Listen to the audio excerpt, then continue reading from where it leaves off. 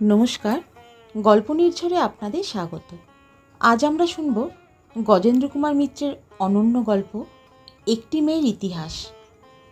এই মেয়ের অপরূপ রূপী হয়ে দাঁড়িয়েছিল তার জীবনের আশীর্বাদ, আবার অভিশাপও। স্বামীর সন্দেহ, অশান্তি আর নিজের অস্তিত্বের লড়াই সব মিলিয়ে গড়ে ওঠে এক জটিল করুণ সম্পর্কের ইতিহাস। এই গল্প আমাদের শোনাবে ভালোবাসা আর অবিশ্বাসের তীক্ষ্ণ টানাপোড়েনের কথা। চলুন শুরু করি গজেন্দ্র কুমার মিত্রের লেখা গল্প একটি মেয়ের ইতিহাস। সেই রমণীকে দেখেছিলাম আমি 3 বার। প্রথমবার দেখেছি তার রূপ, দ্বিতীয়বার তার মন, আর শেষবার তার পরিণতি। প্রথমবারটার কথা আমার আজও স্পষ্ট মনে আছে। সেটা তার বিবাহের পূর্বে। আমি, বাসুদেব বা সুকুমার 3 জনে মেয়ে দেখতে গিয়েছিলাম। পাত্র বাসুদেব নিজে। মেয়ে দেখার ব্যাপারে তার দুর্নিবার লজ্জা, তাই সে লজ্জা নিবারণের জন্য বেচারি অনেক অনুনয় করে আমাদের সঙ্গে নিয়েছিল। বাসুদেবের বাপ মা ছিলেন না বলে অবস্থা সচ্ছল থাকা সত্ত্বেও দীর্ঘদিন তার বিয়ে হয়নি। আর সত্যি বলতে কি, আমাদের মধ্যে সে ছিল সবচেয়ে ভোদা। সেই জন্য তাকে কতটা বিবাহের অনুপযুক্ত বলেই মনে করতাম।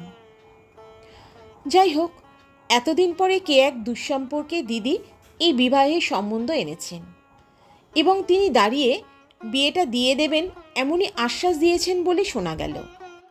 বাসুদেবেরও ইচ্ছে ছিল প্রবল, কাজেই সবাই মিলে মেয়ে দেখতে যাওয়া হলো। মেয়েটি শুনলাম অজপাড়া গায়ের।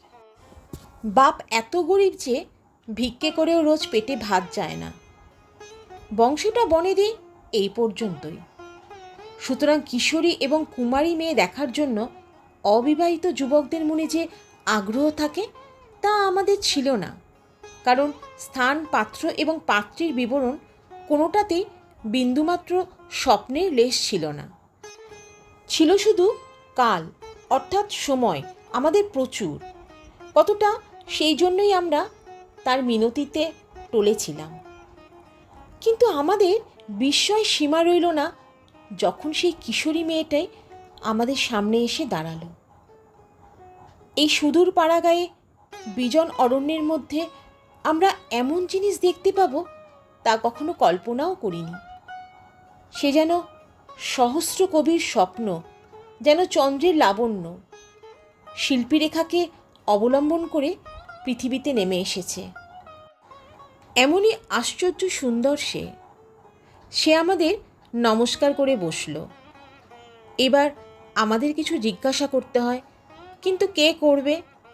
আমরা স্তম্ভিত হয়ে দেখছিলাম। দীর্ঘ পক্ষাদিত ছলছল আবেশময় তার চোখ, তার সত্যিকারের চাপার কলির মতন ছোট ছোট সুঢল আঙুলগুলো, তার চমৎকার দেহযষ্টি, প্রতিমার মতো রং। যেদিকে চোখ পড়ছিল দৃষ্টি যেন আর ফিরছিল না। মেয়েটি অত্যন্ত বিপন্ন বোধ করছে দেখে আমারই সম্বিত ফিরে এলো। প্রথম প্রশ্ন করলাম, তোমার নামটা কি? অতটুকু মেয়েকে আপনি বলতে সংকোচে বাঁধল। যেন মেয়েটি ঈষৎ ভীত, একটুখানি কান্নার সুর জড়ানো কণ্ঠে উত্তর দিল, শ্রীমতী গৌরী বসু। এবার লক্ষ্য করলাম তার মুখটি বড় মলিন, বেশভূষাও শোচনীয়। বাপমায়ের চরম দারিদ্র্যের ছাপ তার চারদিকে ঘিরে রয়েছে। যদিও তাকে আচ্ছন্ন করতে পারেনি। আমরা আর কোনো প্রশ্নই করলাম না, কী বা করব। আমাদের ইঙ্গিত পেয়ে গৌরীর বাবা তাকে ভেতরে পাঠিয়ে দিলেন। আমরাও উঠে বাইরে এলাম। তিনি বহুদূর পর্যন্ত আমাদের সঙ্গে এসে হাত জোর করে বললেন, আমার তো জিজ্ঞাসা করতে সাহস হয় না বাবা, আশা কি আমরা রাখতে পারি? আমি তাকে বললাম, আপনি বিয়ের জন্য জোগাড় করুন, এদিকে আর কিছু বলবার নেই। তারপর মাঠের ওপর দিয়ে আমরা নীরবে হাঁটতে লাগলাম। এর মধ্যে একবার শুধু বাসুদেব প্রশ্ন করেছিল, কেমন দেখলি? আমি জবাব দিয়েছিলাম, ইডিয়েটের মতো প্রশ্ন করিস না। ব্যাস, আর কোনো কথা নেই। সুকুমার একটু কথাও কয়নি। ট্রেনে উঠেই একটা কোণে মাথা রেখে সেই যে চোখ বুঝল, সে চোখ একবারও খোলেনি। শুধু গভীর রাত্রে আমার মেসের তক্তাপোষের ওপর বসে উত্তেজিতভাবে প্রশ্ন করল, সোমেশ, ল্যাংরাম দাঁড় কাকে খাবে আমাদের চোখের সামনে? আমি জবাব দিলাম, কি করতে চাও? তবে ঈর্ষা যে আমারও হয়নি তা নয়, কিন্তু বন্ধুর জন্য মেয়ে দেখতে গিয়ে সেই মেয়ে ছিনিয়ে নেওয়ার লজ্জাও তো কম নয়। তাছাড়া আমাদের দুজনের থেকে বাসুদেবের অবস্থা অনেক ভালো। সেটা মনে রেখে সাংসারিক দিক থেকে দেখতে গেলে বাসুদেব আমাদের দুজনের চেয়েই ভালো পাত্র। সে বলল, কিন্তু বয়স, তাছাড়া ও যে অনুভব পর্যন্ত করতে পারবে না ওর সৌভাগ্য। আমি জবাব দিলাম, ভিখারির মেয়ে ওরকম পাত্রের হাতে পড়াও তো অনেক সৌভাগ্যের কথা। আর কি করবে, এখন আর কোনো পথ খোলা নেই। সুকুমার উঠে গেল, বোধহয় কথাগুলো বুঝল, কিন্তু বাসুদেবের বিয়েতে সে একদিনও গেল না। আমাকে আড়ালে ডেকে বলল, অসম্ভব, চোখের সামনে ওই রকম মেয়ে বাসুদেবের হাতে, তা আমি সইতে পারবো না। অগত্যা আমিই গেলাম বিবাহ বাসরে। উপবাস ক্লিষ্ট মুখ, পরদিনের বেদনা, রক্তক্লান্ত দৃষ্টি, ফুলশয্যার রাতে মণিমাণিক্য বিভূষিতা রাজেন্দ্রাণী রূপ, প্রত্যেকটি যেন আমার কাছে নবনব বিস্ময়। আমি 3 দিন ধরে শুধু তার রূপই দেখলাম যেন মনে হয়। তার পরের দিনই এক ফাঁকে বাসুদেব আমার পরিচয় দিয়ে বলেছিল, এটি আমার বিশেষ বন্ধু, আমার সঙ্গে তোমায় প্রথম দিন দেখতে গিয়েছিল, মনে আছে তো? সে যেন তার উত্তরে আমার মুখের দিকে একবার চেয়েছিল, কিন্তু সেদিনের কোনো কথা আমার পক্ষে ঠিক করে বলা এখনও শক্ত।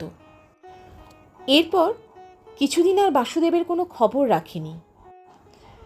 মাস 6 পরে হঠাৎ শুনলাম সে চাকরি ছেড়ে দিয়ে বউকে নিয়ে দেশে চলে গেছে। বিস্মিত হলাম, কারণ সে ভালো মাইনেই পেত। তবে তার দেশের অবস্থাও ভালো বলে জানতাম, সুতরাং চিন্তিত হলাম না। আরও কিছুদিন পর ক্রমে ক্রমে বাসুদেব আর তার সুন্দরী স্ত্রী মনের মধ্যে একটা ঈর্ষাতুর বেদনাদায়ক স্মৃতিতে মাত্র পর্যবেসিত হলো। আবার তার সঙ্গে দেখা হলো বিয়ের ঠিক 5 বছর পরে। বর্ধমানে একটা অত্যন্ত ক্ষুদ্র গ্রামে বিশেষ একটা কাজে গিয়েছিলাম। সেখান থেকে গরুর গাড়ি করে শহরে ফিরে ট্রেন ধরবার কথা, কিন্তু খানিকটা গরুর গাড়ি চড়বার পর নেমে হাঁটতে ইচ্ছে করলো, তাই হাঁটতে লাগলাম। গাড়িটা মন্থর গতিতে আমার পিছু পিছু আসতে লাগলো। এভাবে চলে শহরের প্রান্ত সীমায় যখন এসে পৌঁছাই, তখন একটা সহসা ছোট্ট ছেলে ছুটতে ছুটতে এসে ডাকলে, মশাই, ও মশাই।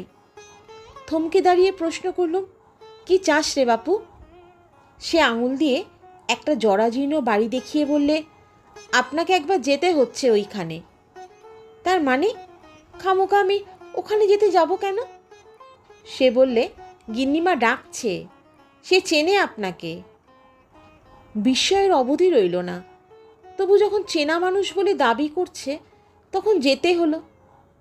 সেই উলঙ্গপ্রায় বালকটির পিছু পিছু গিয়ে যখন সামনে পৌঁছলাম, তখন দেখলুম একটি 20-21 বছরের মেয়ে দরজা ধরে স্তব্ধ হয়ে দাঁড়িয়ে আছে। তার পরনের শাড়ি জীর্ণতার অন্তিম দশায় এসে পৌঁছেছে। দারিদ্র্যে ও মনোকষ্টে তার প্রথম যৌবন পৃষ্ঠ, দেহ শীর্ণ, মাথার চুল রুক্ষ, কিন্তু তবু তার সে আশ্চর্যরূপের কিছু তখন বোধ করে অবশিষ্ট ছিল, কারণ এক নজরেই তাকে চিনতে পারলুম। স্তম্ভিত হয়ে মুহূর্তকাল তার দিকে তাকিয়ে থেকে অস্ফুট স্বরে শুধু বললাম, গৌরী তুমি? সে একটু হাসল। অস্তমুখ দ্বিতীয় আর চাঁদের মতোই তখনও তার সে হাসিতে বোধ করে পূর্বে লাবণ্য কিছু অবশিষ্ট ছিল। হেসে সে বলল, আসুন না ভেতরে। আমি একটুখানি ইতস্ততা করে বললাম, কিন্তু আমার ট্রেন তো 7টায়, আর সময় হবে কি বসবার? যদিও কৌতূহল ও দুঃখ আমার মনের মধ্যে তখন প্রবল হয়ে উঠেছে। গৌরী বললে, যদি জরুরি দরকার থাকে তবে আর আটকাবো না, নইলে কাল সকালেই যাবেন। আমি আর দ্বিধা করলুম না। গাড়িওয়ালাকে সেই নির্দেশই দিয়ে ঘরে এসে বসলুম। তারপর বাচ্চা চাকরটি অদৃশ্য হতেই আমি তাকে একযোগে সহস্র প্রশ্ন করলুম। এসব কি ব্যাপার গৌরী? বাসুদেব কোথায়? তোমরাই বা এখানে কেন? এরকম অবস্থায় বা হলো কি করে? গৌরী নতমুখে বললে, উনি বাইরে গেছেন। আপনি স্থির হয়ে মুখে হাতে জল দিন, সবই জানতে পারবেন। আমি আরও ব্যাকুল হয়ে প্রশ্ন করলাম, স্থির আমি হবই, তার জন্য চিন্তা নেই, কিন্তু এ কী করে সম্ভব হলো? এ যে আমি ভাবতেই পারছি না। বহুদিন আগে এই মেয়েটি যখন পরের গলায় মালা দেয় তখন যে ঈর্ষাতুর বেদনা অনুভব করেছিলাম, আজ এতদিন পরে সেই ব্যথাই যেন সহস্র গুণ হয়ে কাটার মতন বিদ্ধে লাগলো। গৌরী বহুক্ষণ স্থির হয়ে দাঁড়িয়ে রইল। তারপর বললে, উনি বিয়ের কিছুদিন পরেই চাকরি ছেড়ে দিয়ে দেশে চলে যান, কিন্তু দেশেও বেশি দিন থাকতে পারেননি। এদেশ ওদেশ ঘুরে বেড়াতো, বহু টাকা খরচ হলো, তার ওপর মদ ধরলেন। আমি যেন ক্রমে পাষাণ হয়ে যাচ্ছিলাম। কোনো মতে প্রশ্ন করলুম, তারপর? সে বললে, দেশের জমিজমা বাড়িঘর সমস্তই বিক্রি হয়ে গেল। এখানে ওর দিদিমার কিছু জমি ছিল, আর ছিল এই বাড়িটা, সেই সূত্রেই এখানে আসা। বহুক্ষণ দুজনেই নীরব রইলুম। তারপর আমি আবার অত্যন্ত সংকোচের সঙ্গে বললুম, বাসুদেবের কি মাথাতে কোনো গোলমাল হলো, না আরও কিছু? সন্ধ্যার কালো ভাঙা বাড়ির মধ্যে তখন নিরতিশয় ম্লান হয়ে এসেছে। তবু তার মধ্যেই দেখতে পেলাম তার সমস্ত মুখে কে যেন সিঁদুর মাখিয়ে দিলে। সে যে সুগভীর লজ্জার চিহ্ন তা আমার বুঝতে বাকি রইল না। একবার মনে হলো যেন সে ছুটে পালিয়ে যেতে চাইছে, কিন্তু বহু চেষ্টায় নিজেকে সামলে নিলে। খানিকটা পরে অর্ধস্ফুট স্বরে বললে, আমাকে উনি কোথাও রেখে স্থির হতে পারেন না, সেই থেকেই যত গোলমাল। কথাটা বুঝতে দেরি হলো। অবাক হয়ে তার মুখের দিকে চেয়ে জিজ্ঞাসা করলাম, তার মানে ঈর্ষা, সন্দেহ? সে সেইভাবেই জবাব দিলে, কোনো বিশেষ লোককে নয়, কিংবা ঠিক আমাকেও নয়। ওর কেমন একটা ধারণা হলো যে আমাকে কোথাও রাখা নিরাপদ নয়। কি সর্বনাশ! আমি স্তব্ধ হয়ে বসে রইলুম অনেকক্ষণ। কথাটা বোঝবার চেষ্টা করলুম, কিন্তু ঠিক ধারণা করতে বিলম্ব হলো। বুঝলুম মনের ভাবটা যাই হোক, এটা মাথা খারাপেরই লক্ষণ। সুন্দরী স্ত্রীর জন্য বাসুদেবের মাথাটা খারাপ হয়ে গেল শেষ পর্যন্ত। কিছুক্ষণ পরে সে বললে, মুখে হাতে জল দিন, উঠুন। আমি সে কথার জবাব না দিয়ে প্রশ্ন করলুম, আর সে যে বাইরে বেরিয়েছে, তাহলে তোমাকে একলা রেখে? মদ কিনতে গেছেন শহরে। আরেকবার শিউরে উঠল। চোখের সামনে ওই নতমুখী রূপসী মেয়েটির দিকে চেয়ে সারা মন যেন মুষড়ে উঠতে লাগলো। হায় রে, তখন যদি সুকুমারকে বাধা না দিতাম। বললুম, আমাকে ডাকলে যে, এর জন্য তোমায় লাঞ্ছনা সইতে হবে না তো? সে অতি কষ্টে অপমানের অশ্রু দমন করে বললে, তা ঠিক হবে না, হয়তো আপনাকে দেখে তিনি খুশিই হবেন। তিনি আপনার নাম প্রায়ই করেন, আর তাছাড়া হয়তো আপনাকে দেখে অনর্থক ব্যথাই দিলুম, কিন্তু তবু কি যে হলো, না ডেকে যেন থাকতে পারলাম না। উঠে মুখে হাতে জল দিয়ে এসে চৌকিতে বসলাম। সে একটু পরে এক পেয়ালা চা তৈরি করে নিয়ে এসে ঘরে ঢুকলো। আরেক হাতে ছিল ঠোঙার মধ্যে রসগোল্লা। একটু ম্লান হেসে বললে, দুধ ঘরে থাকে না তো, পাওয়াও গেল না, রচাই খেতে হবে। ভাবছিলাম যে আমার হয়তো এই সময়ে চলে যাওয়াই উচিত হবে, কিন্তু তবুও বাসুদেবের সঙ্গে একটা বোঝাপড়া করার চেষ্টা না করেই চলে যেতে মন চাইল না। এরপর যে প্রশ্নটা মেয়েরা কোনো অবস্থাতেই করতে ভোলে না? গৌরী সেই প্রশ্নই করলে। বিয়ে করলেন কবে? উত্তর দিলাম, করিনি। সে বিস্মিত হয়ে বললে, এখনো করেননি? কেন? তার মুখের দিকে চেয়ে বললাম, সে উত্তর শুনলে তুমি হয়তো ব্যথাই পাবে, সে কথা থাক। অকস্মাৎ সে যেন ব্যাকুল হয়ে বলে উঠল, কে বলেছে ব্যথা পাবো? কে বলেছে আপনাকে? না, বলতেই হবে। মুহূর্তের মধ্যে আমারও বুকটা যেন কেঁপে উঠল। স্থলিত কণ্ঠে বললাম, তোমাকে দেখার পর আর কোনো মেয়েকে বিয়ে করার কথা আমি ভাবতেই পারিনি গৌরী। আজও সেই প্রথম দিনটার কথা ভুলতে পারিনি। গৌরীর পাণ্ডুর মুখ যেন আরও বিবর্ণ হয়ে উঠল। তার ঠোঁট দুটি যেন নিমেষের মধ্যে থরথর করে কেঁপে উঠল। তারপরে সে ছুটে ঘর থেকে বেরিয়ে গেল। বাইরের ম্লান আলোতে একটা ছায়া অনুভব করলাম। সঙ্গে সঙ্গেই তীব্র কণ্ঠে একটা প্রশ্ন এলো, কে কে কে ভেতরে? আমি উঠে দাঁড়িয়ে যতদূর সম্ভব সহজ গলাতেই প্রশ্ন করলাম, কে? বাসুদেব? এতক্ষণ কোথায় ছিলে হে? এসো এসো। বাসুদেব মুহূর্ত কয়েক বাইরে স্থির হয়ে দাঁড়িয়ে রইল। তারপর ভেতরে এসে ঢুকে ও প্রথমটা ঠিক চিনতে পারলে না।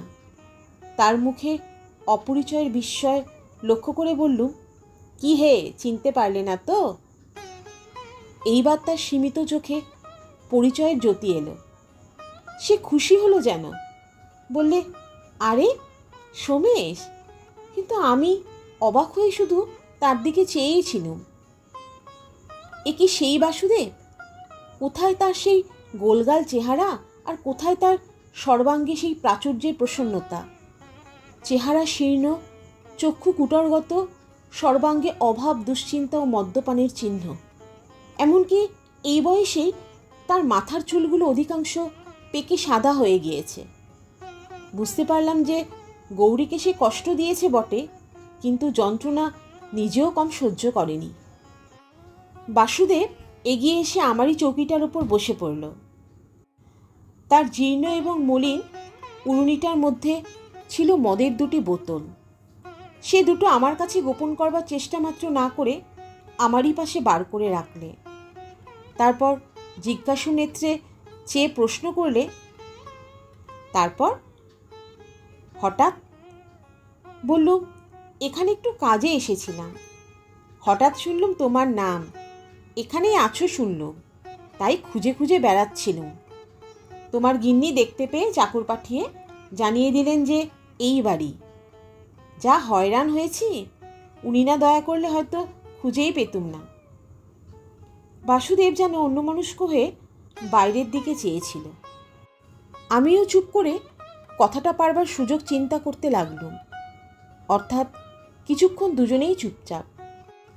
এই সময়ে সেই ছেলেটি একটা ভাঙা হ্যারিকেন জেলে এনে ঘরের মাঝখানে বসিয়ে দিয়ে গেল। আমি আলোটা হাত দিয়ে চোখে আড়াল করে বলে ফেললুম, কিন্তু বাসুদেব, এই অবস্থার কারণ কি? কি ব্যাপার? বাসুদেব একটু ম্লান হেসে দাঁড়িয়ে উঠে বললে, হবে হবে, সব হবে। যখন এতদিন পরে তোমাকে পেয়েছি তখন সবই বলবো, কিন্তু ঘরে বোধহয় কিছুই নেই। অতিথি সৎকারের ব্যবস্থা করে আসি, একটু বসো। সে ভেতরে চলে গেল। ভেতর থেকে অস্ফুট দু একটা কথাও শুনলাম। মিনিট 15 পরে সেই ছেলেটি একটা খালি তেলের বোতল ও একটা বাটি হাতে করে আমারই সামনে দিয়ে বেরিয়ে গেল। বুঝলাম সে দোকানে গেল। তারই একটু পরে বাসুদেব ফিরে আমার চৌকিতে বসল, কিন্তু কথাটা পারতে তার বিলম্ব হতে লাগলো। সংকোচে আমরা কেউ কারোর দিকে চেয়ে থাকতে পারছিলাম না। দুজনেই লণ্ঠনটার দিকে চেয়েছিলাম। মিনিট 5 পরে বাসুদেব বললে, তোর তো অজানা কিছুই নেই সোমেশ। আমার তুই সব খবরই রাখতিস। ভুল হলো আমার গৌরীকে বিয়ে করা, আর সেই ভুল থেকেই এই ব্যাপার চলছে। আমি বিস্মিত কণ্ঠে প্রশ্ন করলাম, কিন্তু ভুলটা কি? অকস্মাৎ সে যেন উত্তেজিত হয়ে উঠল, ভুল নয়? দেখেছিস তো তুই গৌরীকে? ওই রকম রূপ, এর আগে তোর কোথাও নজরে পড়েছে? বিশেষ করে বাংলাদেশে। আর আমি, কি আছে আমার? তোদের মধ্যে আমিই ছিলাম সবচেয়ে ডাল। সেটাকে আমি বুঝতে পারতাম না মনে করিস? ওই মেয়েকে বিয়ে করা আমার পক্ষে কিছুতেই উচিত হয়নি। আমার কি আছে? কেন ভালোবাসবে আমাকেও? আমি বাধা দিয়ে বললাম, কি পাগলের মতো বকছিস? কে বলেছে উচিত হয়নি? পাত্র হিসাবে আমাদের মধ্যে সবচেয়ে ভালো ছিলি তুই। আমরা সবটা ওপর চালাকিতে মারতে চেষ্টা করতাম, তুই সেটা পারতিস না। কিন্তু পৃথিবীতে ওপর চালাকি স্থান নেই, এটা ঠিক জানবি। রূপে গুণে সবেতেই তুই আমাদের চেয়ে অনেক বড়। সে জবাব দিলে, আমাকে ভোলাবার চেষ্টা করিস না সোমেশ, আমি সব বুঝি। আমার ভুলও আমি বুঝতে পারলাম বিয়ে করার পরেই। দেখতে পেলুম প্রত্যেকটা লোক ওকে দেখে কেমন চঞ্চল হয়ে ওঠে।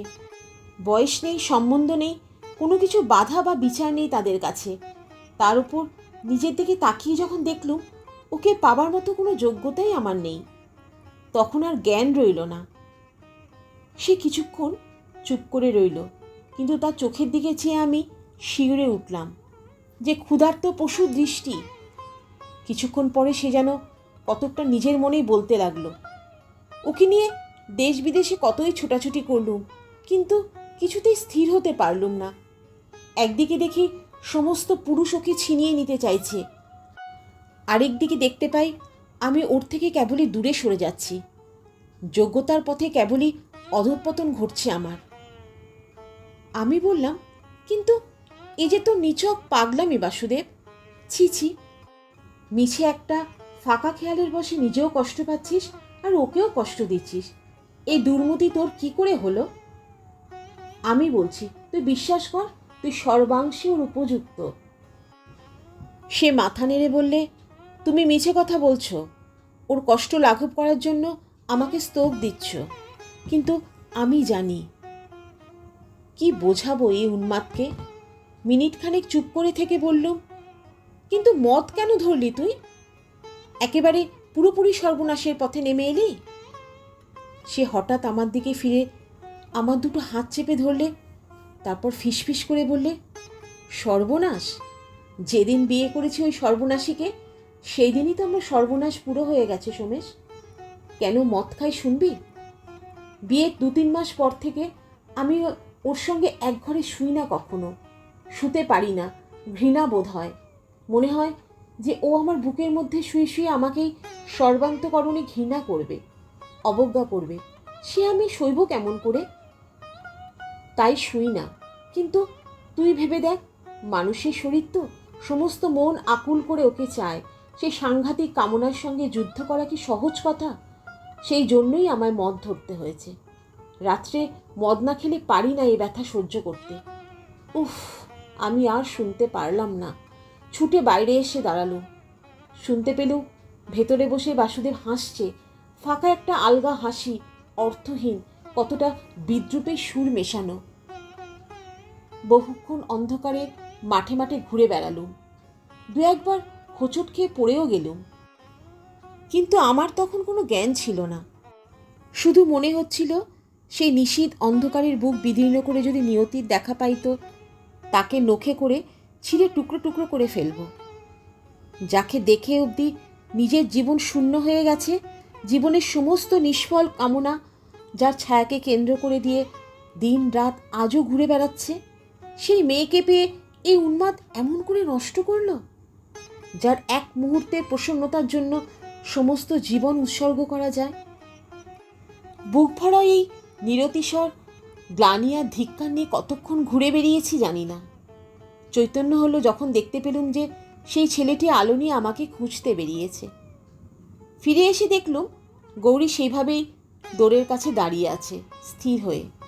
আমি কোথায় ছিলুম, কেন ঘুরে বেড়াচ্ছিলুম, কোনো প্রশ্নই সে করল না। শুধু আমার চোখে মুখে বোধহয় আত্মগ্লানির ও দুঃখের ছাপ স্পষ্ট ফুটে উঠেছিল। সেদিকে চেয়ে মুহূর্ত 2-এর জন্য তার দৃষ্টি উজ্জ্বল হয়ে উঠল। আমার দুঃখে তার জীবন বোধ করি প্রথম স্তুতিগান শুনলে সে। ভিতরে ঢুকে দেখলুম চৌকি খালি। জিজ্ঞাসু নেত্রে গৌরীর দিকে চাইতে সে নীরবে আঙুল দিয়ে দালানের কোণের ঘরটা দেখিয়ে দিলে। উকি মেরে দেখলুম ঘরের মেঝেতে একটা ডিবে জ্বলছে। তারই সামনে একটা ছেঁড়া মাদুর পেতে বসে বাসুদেব আপন মনে মদ খাচ্ছে। তার অদ্ভুত দৃষ্টি ধুমোই কম্পমানা অগ্নিশিখার ওপর নিবদ্ধ। ফিরে আসতে গৌরী বললে, ওভাবেই সারা রাত কেটে যাবে। সকালের দিকে ঘণ্টা দুয়েকের জন্যে শুধু ঘুমান। অত্যন্ত সংকোচের সঙ্গে প্রশ্ন করলুম, মাতাল হয়ে কিছু হাঙ্গামা করে না তো? ঈষৎ হাসির চেষ্টা করে গৌরী জবাব দিলে, বিশেষ না। আমি ঠিক কী জানতে চাইছি তা বুঝেই কথাটা এড়িয়ে গেল। দালানেরই একপাশে খাবার জায়গা হয়েছিল, সেইখানে গিয়ে বসলুম। আয়োজন সামান্য, কিন্তু সমস্তটুকুর মধ্যে আন্তরিক যত্নের চিহ্ন সুস্পষ্ট। পাতের কাছে বসলুম বটে, কিন্তু মন আহারে সাড়া দিলে না। যা আমার হতে পারত, অবহেলায় যাকে হারিয়েছি তারই মূল্য জীবনের মধ্যাহ্নে নতুন করে চোখে পড়ে মনকে পীড়িত করেছে। কিন্তু সে কথা কি করে প্রকাশ করব? কেমন করে জানাবো সে ব্যর্থতার বেদনা? পৃথিবীতে একসময় আশ্চর্যভাবে এই যে জ্যোতির্ময়ী রমণীর জন্ম হয়েছিল, তা কি শুধু শোচনীয়ভাবে লোকচক্ষুর অগোচরে অন্তরে বাইরে শুকিয়ে মরবার জন্যে? খেতে যে আমি পারছি না তা গৌরী লক্ষ্য করেছিল। কিছুক্ষণ পরে বললে, আপনার কথা আমি বুঝতে পারছি, কিন্তু নিজের হাতে রেঁধে আত্মীয় বন্ধুবান্ধবকে খাওয়ানোর বা তাদের সেবা করার স্বার্থ কোনোদিনও মেটেনি। আজ জীবনে এই একটি দিন যদি সুযোগ পেয়ে থাকি, তাকে নষ্ট করবেন না। আমার এই একটুখানি সেবা করার স্বাদকে সার্থক হতে দিন। নীরবে আহার শেষ করে বাইরে গিয়ে দাঁড়ালাম। আমার এই বিছানাটি ইতিমধ্যে গৌরী কখন এ ঘরে চৌকিটার ওপর পরিপাটি করে বিছিয়ে রেখেছিল। তারই প্রলোভন সামলাতে না পারে একটু পরে শুয়ে পড়ল। গৌরীও ততক্ষণে সব আলো নিভিয়ে বোধহয় শুয়ে পড়েছে বলে বোধ হলো। খানিকটা বিছানায় শুয়ে ছটপট করে উঠে পড়ল। ঘুম অসম্ভব। শুধু শুয়ে থাকা মনের এই অবস্থাতে আরও অসম্ভব হয়। উঠে আস্তে আস্তে দৌড় খুলে একেবারে বাইরে বেরিয়ে পড়লুম। কিন্তু বাইরে পা দিয়ে স্তম্ভিত হয়ে গেল। খানিকটা দূরে বাগানে মাটির ওপর স্থির হয়ে বসে রয়েছে একটি রমণী, এবং সে যে গৌরী তা নক্ষত্রের অস্পষ্ট আলোতেও নিঃসংশয়ে অনুভব করতে পারলুম। কাছে এগিয়ে গিয়ে আস্তে আস্তে ডাকলুম, গৌরী। সে পিছনের দিকে না চেয়ে জবাব দিলে, এসেছ? এখানেই বসো। তুমি যে ঘুমোতে পারবে না তা আমি জানতাম। তার এই নিঃসংকোচ সম্বোধনে স্নেহের সম্পর্কের এই তুমিতে সমস্ত মনটা আরেকবার যেন আকুল হয়ে দুলে উঠল। কিন্তু কোনো কথাই বলতে পারলুম না। শুধু তার পাশে বসে পড়লুম। সে পূর্ব কথার জের টেনেই বলে চলল, কিন্তু কেন মিছে আমার জন্য ভেবে কষ্ট পাচ্ছ? আমার তো আর কোনো উপায় নেই। আমি জোর করে মনের আবেগকে চেপে যথাসম্ভব সহজ গলাতেই বললুম, তোমার বাপের বাড়িতে কি কেউ নেই? সে একটুখানি চুপ করে থেকে বললে, বাবা আছেন, দাদাও আছেন, কিন্তু সেখানে গিয়ে থাকবার কোনো উপায় নেই। উনি ছাড়বেন না। আর জোর করে রেখে দেওয়ার মতো তাদের অবস্থাও নেই।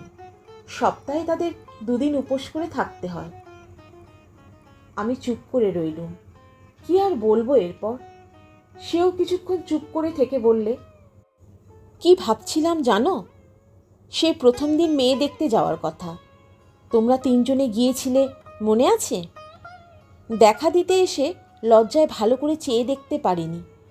কিন্তু তারপর তোমরা যখন চলে যাচ্ছ, তখন জানলার আড়াল থেকে দেখছিলাম। আমার ছোট বোন তোমাকেই ভুল করে দেখিয়ে দিয়ে বলছিল, ওই তোর বর।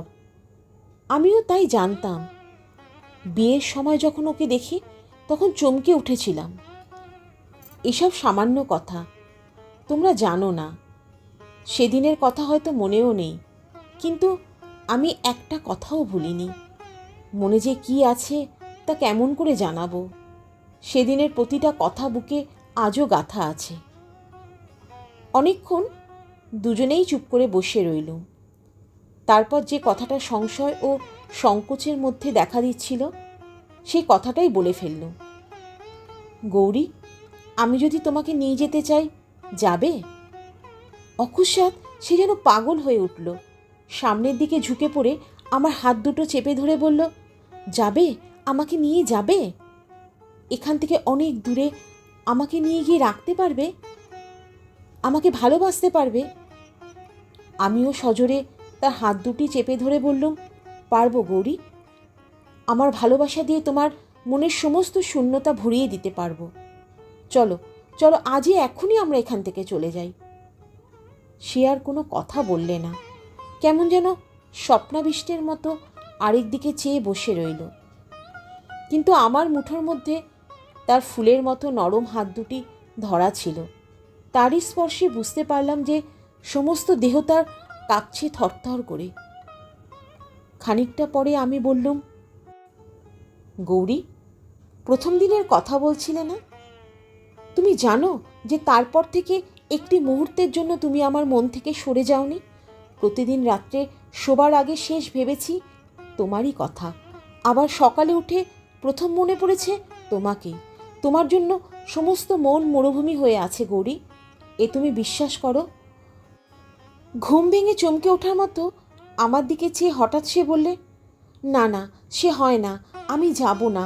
আকুল হয়ে প্রশ্ন করলুম, কেন গৌরী? সে বললে, আবার যদি তুমি আমাকে ঠকাও, যদি নিয়ে গিয়ে ভালো না বাসো? না না, সে আমি সইতে পারবো না। আমি বললাম, কি বলছো তুমি? তোমাকে পেলে আমার সমস্ত জীবন সার্থক হয়ে উঠবে, ধন্য হবে। আমি তোমাকে ভালোবাসবো না? সে ঘাড় নেড়ে বললে, না, আমি শুনেছি এরকম ভালোবাসায় লোকে সুখী হতে পারে না। আর তাহলে ওর ধারণাই তো সত্যি হবে। সে আমি কিছুতেই হতে দেব না। আমার আজীবন দুঃখ দিয়ে ওর কথা মিথ্যা প্রমাণ করে যাব। তুমি যাও, ওগো তুমি যাও। আজ যেটুকু জানতে পারলুম এই আমার ঢের, আর কিছু চাই না। আমি ব্যাকুল কণ্ঠে ডাকলুম, গৌরী, গৌরী, জীবনের সার্থকতা হাতের মধ্যে তুলে দিয়ে এমন করে কেড়ে নিও না। সে বললে, সার্থকতা? তুমি তো আমাকে আজও নিয়ে যেতে চাও। আমার অভাবে তোমার মন আজও যে শূন্য হয়ে আছে, এই তো আমার যথেষ্ট পাওয়া হলো। এই কথাটুকুই থাক আমার বুক ভরে। আমার দুর্ভাগ্য দিয়ে তোমার জীবনকে বিব্রত করতে চাই না। তুমি যাও। সে অকস্মাৎ একরকম ছুটেই পালিয়ে গেল। আমি বাধা দিতে পারলাম না। শুধু মনে হলো আরেকবার অসহায় একটা শূন্যতা আমাকে গ্রাস করতে আসছে। সারা রাত পাগলের মতো ছোটাছুটি করে ভোরবেলা যখন ফিরে এলুম, তখন দেখলুম বিছানার উপর এক টুকরো কাগজের চিঠি। গৌরীর লেখা। এর আগে চোখে দেখিনি, কিন্তু চিঠির ভাষাতে বুঝলুম এ চিঠি তারই। তাতে যা লেখা ছিল তার অর্থ কতটা এই, তুমি যে প্রস্তাব করেছ তা আমার পক্ষে যতই প্রলোভনের হোক, তোমার করুণা থেকে এসেছে, সুতরাং তা লজ্জার। তুমি এখন যাও। কিছুদিন পরেও যদি আমার কথা মনে থাকে তো আবার এসো, সেই দিন ভেবে দেখব। কিন্তু আজ আর দেরি করো না, মানুষের মন বড় দুর্বল। অত্যন্ত আঁকাবাঁকা হাতের লেখা, অসংখ্য বানান ভুল, কিন্তু তবু সেই কাগজের টুকরোটি আমার কাছে জীবনের সার্থকতার আশা বয়ে এনেছে। আমার কাছে তা পরম মূল্যবান। সযত্নে আমি কাগজটা বুকের পকেটে রেখে দিলাম এবং তখনই আমার সামান্য মালপত্র নিজেই বয়ে নিয়ে বেরিয়ে পড়লুম। এ তার আদেশ, যার প্রসন্নতার জন্য কোনো সাধনা করবার অধিকার আমি আর কোনোদিন লাভ করব, এ আশা ছিল আমার স্বপ্নেরও বাইরে। সুতরাং এ আদেশ আমি পালন করবই, তা সে যতই কঠিন হোক। এরপর মাসখানেক কাটল। আমার রঙিন স্বপ্নে গৌরী ছিল আমার কাছে দুরাশা। সুতরাং তাকে নিয়েই স্বপ্নজাল বুনবার সৌভাগ্য আমার কোনোদিনও হয়নি। শুধু তাকে মনে করে নিবিড় নৈরাশ্যের দীর্ঘশ্বাস পড়ত মাত্র। আজ সেই দুর্লভ অবসর, আমার উপস্থিতি, সেই অচিন্তিত সৌভাগ্য। দিন রাত তার কথা ভাবতে প্রায় পাগল হয়ে উঠল। যখন তখন আর অপেক্ষা করতে না পেরে আবার একদিন বর্ধমানের পথে বেরিয়ে পড়লুম, অনেক আশা এবং অনেক আশঙ্কা বুকে নিয়ে। কিন্তু সামনে এসে বাড়ির অবস্থা দেখে বুঝলুম আশঙ্কা আমার অদৃষ্টের সত্য হলো। দৌড় জানলা হাহা করছে, জনপ্রাণীর চিহ্ন নেই। ঠিক এ ব্যাপারটার জন্য প্রস্তুত ছিলাম না বোধহয়। আঘাতটা বুকের মধ্যে নিদারুণভাবে লেগে কিছুকালের জন্য আমাকে জড়ো বিমূঢ় করে দিল। আমি আড়ষ্ট হয়ে মিনিট কতক মাঠেরই মধ্যে বসে রইলুম। জীবনের সমস্ত আশা আনন্দের আলো এক নিমেষে চোখের সামনে নিভে গেলে যে অবস্থা হয়, আমারও তখন সেই অবস্থা। অনেকক্ষণ পর উঠে গ্রামের লোকের দৌড়ে দৌড়ে সংবাদ যা পাওয়া গেল তাতে জানতে পারলাম যে আমি যেদিন গিয়েছিলাম তার পরের দিনই ওরা কোথায় চলে গেছে। একেবারে সম্পূর্ণ অজ্ঞাতবাস। বহু খোঁজাখুঁজি করলাম, কিন্তু কেউ কোনো সংবাদ দিতে পারল না। সেখান থেকে ফিরে সেই দিনই বাসুদেবের দেশে গেলাম। তারপর তার আত্মীয় স্বজনদের কাছে সকলে একই জবাব দিল, তারা কোনো খবরই রাখে না। দিন কত দুঃখ অসহ্য বোধ হলো। দেশ বিদেশে ছোটাছুটি করে বেড়ালাম। তারপর সব দুঃখই একদিন না একদিন সয়ে যায়, সুতরাং আমার এই দুঃখও সয়ে গেল। আবার দৈনন্দিন জীবন শুরু হলো নিয়মিতভাবে। শুধু বুকের একটা দিক, যৌবন ও বসন্তের দিক, কামনা ও আশার দিকটা চিরকালের মতো পাথর হয়ে গেল। এরপর প্রায় 5 বছর পরে গৌরীর দেখা। মণিকর্ণিকার ঘাটে সন্ধ্যাবেলা বেড়াতে গিয়েছিলাম আমি। তখনও গোধূলির আলো একেবারে ম্লান হয়নি। সন্ধ্যার কিছু বিলম্ব আছে, সময়টা এই রকম। শ্মশান থেকে একটু দূরে দাঁড়িয়ে একটা জ্বলন্ত চিতার দিকে চেয়ে আছি। সহসা নজরে পড়ল শতছিন্ন মলিন কাপড় পরা একটা রমণী। দেখে পাগলি বলেই মনে হয়। পুরনো চিতার ছায়ের মধ্যে কি যেন খুঁজছে, এক মুহূর্ত মাত্র, কিন্তু দৃষ্টির সঙ্গে সঙ্গে মনের মধ্যে অকারণে যেন একটা দোলা লাগলো। মনে হলো বিস্তৃতি লোকের কোনো একটা মানুষের সঙ্গে এর কিছু সাদৃশ্য আছে। তারপরেই চিনতে পারলাম, মাথার চুল ধুলোবালিতে জট পাকিয়ে গেছে, গায়ের রং রোদে ও ময়লায় কালো, কিন্তু তবুও কি তাকে চিনতে বিলম্ব হয়? এ যে গৌরী, আমার আশা নিরাশার ধন।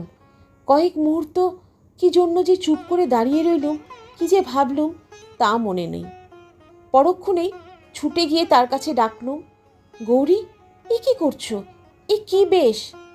সে চমকে মুখ তুলে চাইল, কিন্তু দৃষ্টির বিহ্বলতা দেখে বুঝলুম সে যে আমাকে চিনতে পারেনি। খুব সম্ভব আর পারবেও না।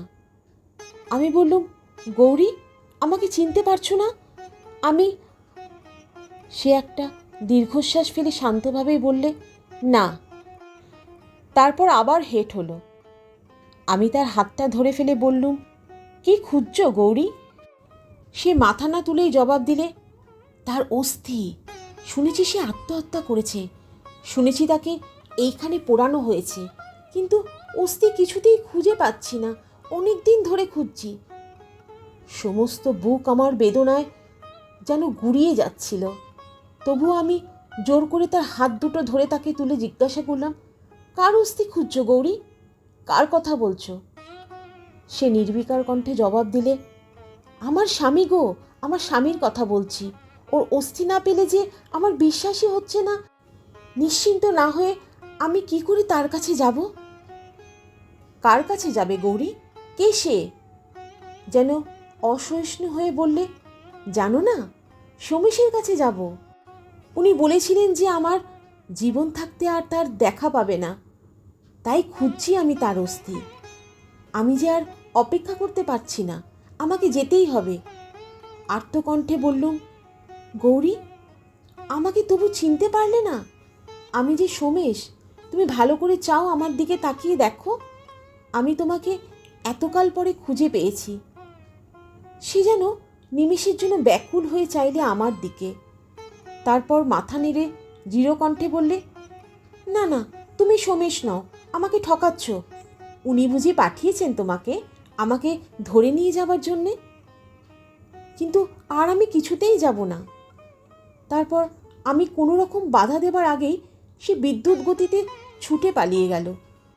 ঊর্ধ্বশ্বাসে দৌড়ে মুহূর্তের মধ্যেই কোনো গলির ফাঁকে অদৃশ্য হয়ে গেল। শ্মশানের একটি মধ্যফরাস হেসে বললে, বাবু কি পাগলিকে চিনতেন? আমি বললাম, হ্যাঁ।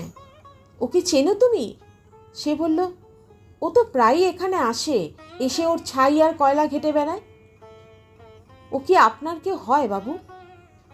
আমি তার কথায় জবাব না দিয়ে জলের ধারে এসে দাঁড়ালুম। ওপারে গঙ্গার চড়ায় অন্ধকার ঘনিয়ে এসেছে। তারই কালিমা পৃথিবীর বুক থেকে যেন শেষ আলোটুকুও কেড়ে নিতে চায়। সেই দিনই রাত্রের ট্রেনে আমি কাশী ত্যাগ করলুম।